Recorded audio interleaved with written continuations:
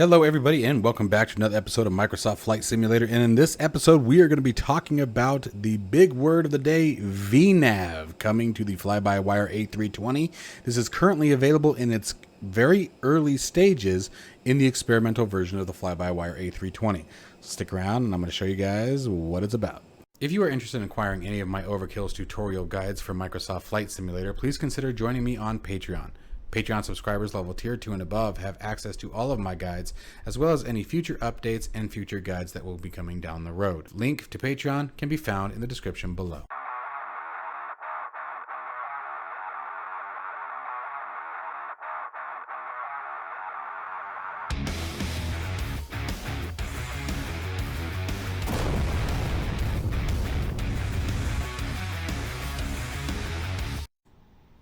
Okay, so the first thing I want to touch on once again, please keep in mind this is only available currently in the experimental version of the Flybywire A32NX. Now, with that being said, we may run into bugs, we may run into different issues. This process is also in its infancy, so there may be some things that are incomplete or not quite accurate. The other disclaimer that I want to throw is that I'm going to be showing you guys the advantages of it. I'm not going to be explaining how it works, things like that, because I'm not a real pilot, not yet, and I'm certainly not a real pilot of a Flybywire or of an Airbus A320. But I am going to show you guys the really cool features of it as best to my understanding, and definitely it should be enough to get you guys excited. So first, what is VNAV? VNAV stands for vertical navigation. Is what allows the flight management computer to control, or at the very least provide informational data on top of descent, top of climb, altitude restrictions, speed restrictions, and when the aircraft is in managed mode, the aircraft will actually control all of those options. So very, very cool features. Now let's get into what they look like. Now, in order to do that, we're going to have to take a look at a couple of things. The first thing we're going to look at is we're going to look at Navigraph. We're going to be simulating a flight here just like I do my A320 PDF tutorial flight. We're going to be simulating a flight from Tucson to LAX. Okay, and so with that in mind, let's take a look at the charts. So we're going to step on down to our new EFB here. This thing is so cool looking. And we're going to be using the Wildcat 3 RNAV departure today. Now let's go to a full screen mode here. And we have one restriction that we really want to pay attention to. Let me zoom this in a bit. And that is right before Wildcat, not quite at Wildcat, but just before it, we need to make sure that we are above 3,200 feet. That is our only restriction. There's an obstacle, and we call those a mountain. So we need to make sure that we definitely get up there. Okay, and that's going to be important for some of the symbology and the information that's displayed on both the MCDU and the navigation display. Now, let's move over. So we're going to keep that in mind in the back of our minds for a second here, and then we're going to move over to the star chart for LAX. All right, so let's come out of the full screen mode. Let's come over here and change over to LAX. This thing is so fast. It works so good. Go to the star here. Hollywood should be right there on the bottom. Okay, and we are extremely zoomed in, so let's zoom back out a bit. First, we're going to talk about a couple things. So, SimBrief has us calculated at a flight of 38,000 feet. Now, that's probably a little high for this flight, I feel like. But let's assume that that's what we're going to rock with. Okay, whoa, did not mean to do that. Let me zoom this in a bit more for you guys. There we go. So all the way through here, we're going to be up at 38,000 feet. But now down here, by the time we reach Hollywood, we need to be at or below 32,000 feet, flight level 320. Then at Bruin, we need to be at 280 knots, and between 24,000 and 30,000, 19 and 24, we need to be at or above 17 here. And then at Sivu, our transition point from the star over to the approach on the 25 left, we need to be between 12 and 14,000 at 270 knots.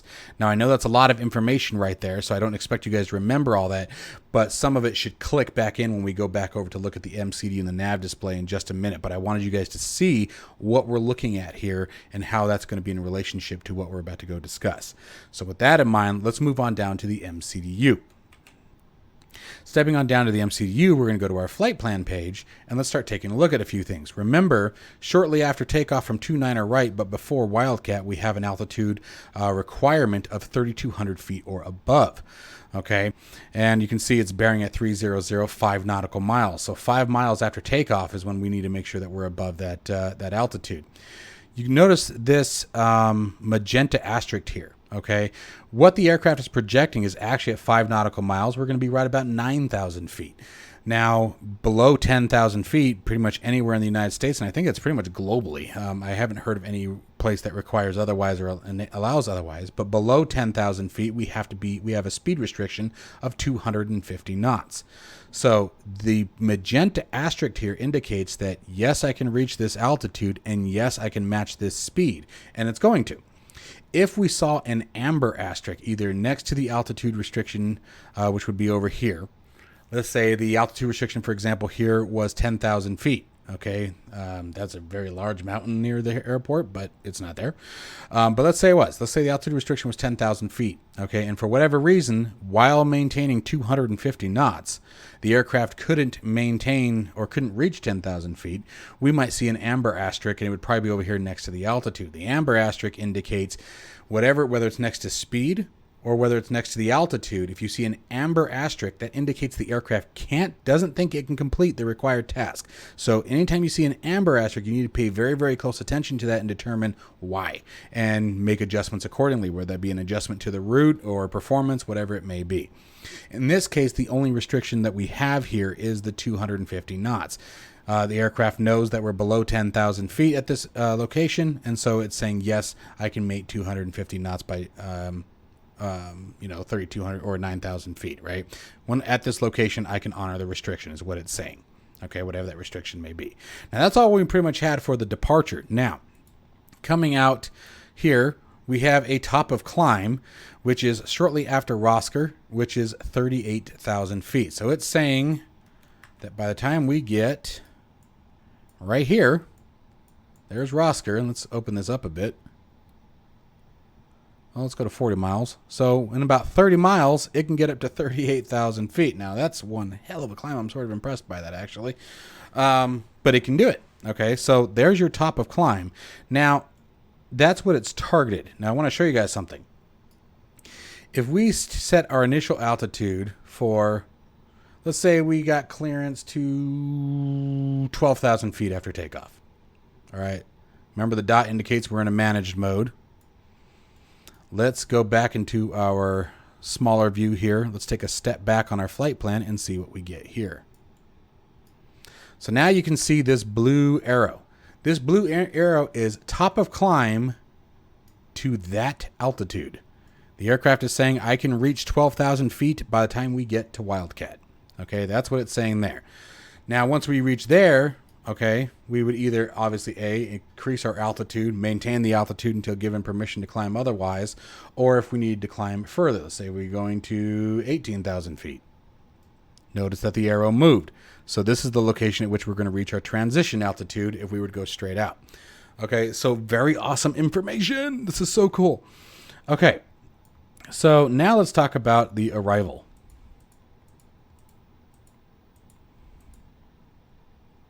So here is the big one, top of descent. This is so awesome.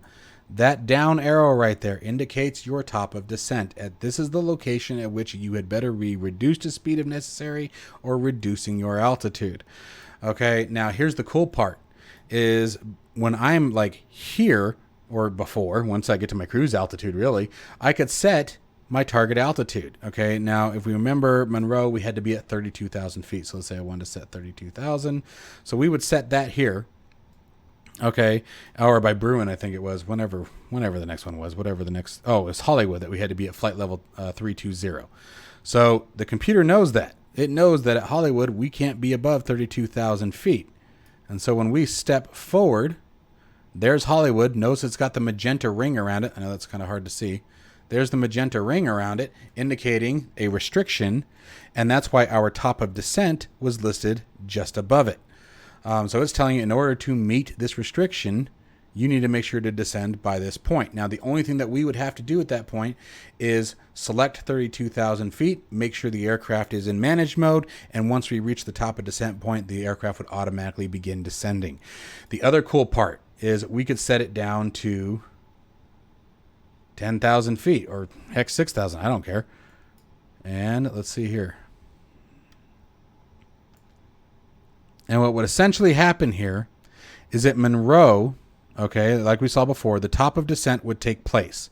But then the aircraft would honor each one of these restrictions, and you would see a blue arrow down, pointing down, indicating when the next descent point would take place. So it's going to be really, really cool to see in action. I'm going to be doing a full video on this, but I wanted you guys to know that it was available, that it's being worked on. Super exciting information. Again, if you guys want to check it out, just switch in your installer version to the experimental version. I highly recommend that you guys use the Flybywire installer because you can very quickly switch between the different modes. Stable, the development, and experimental. So as new features come out, you see one you want to try, and let's say you're only using the marketplace version, well, that's only the stable version, so you don't get that option. So I highly recommend when it comes to the Flybywire 320, keep your installation exterior from the Microsoft Flight Simulator. Use their installer because it's really awesome being able to very easily switch back and forth between the three different versions. Anyways, I know this was very high level, but I was super excited when I saw this. This is going to make a very major difference in the behavior and the ease of flight with the A320 from Flybywire. It's going to make it much easier to manage, much easier to stay in the cockpit versus using exterior tools and things like that to determine what the top of descent point is. So, and I'm looking forward to it because I think it's going to be far more efficient too, because we're not going to have to worry about using open descent anymore. We're going to be able to keep that in managed descent, set your target, your bottom target altitude, and the aircraft's going to manage each one of those restrictions on the way down. Now, stepping back down to it for just a second, you can see again we had the altitude restrictions. Here's an example of both a speed and altitude restriction. So we had the magenta asterisk for 30,000 feet. The aircraft says, yep, I can make that. And then we also have a speed restriction of 280 knots. The aircraft saying, yep, I can do that too. So very exciting stuff. I'm super excited to have this available in the aircraft. And I look forward to doing some full flights with it.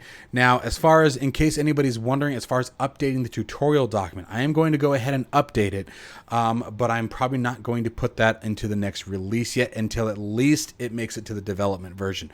Once all these cool features make it to development, that's when I update the guide with it. But really cool, super excited. So look out for a full flight video where we'll be testing all of this in action and seeing how it works from start to finish. I hope you guys have enjoyed this little teaser video of the VNAV Flybywire setup, and I hope you guys take the time to test out yourselves because I think you'd be really excited. I will see you guys, as always, in the next one.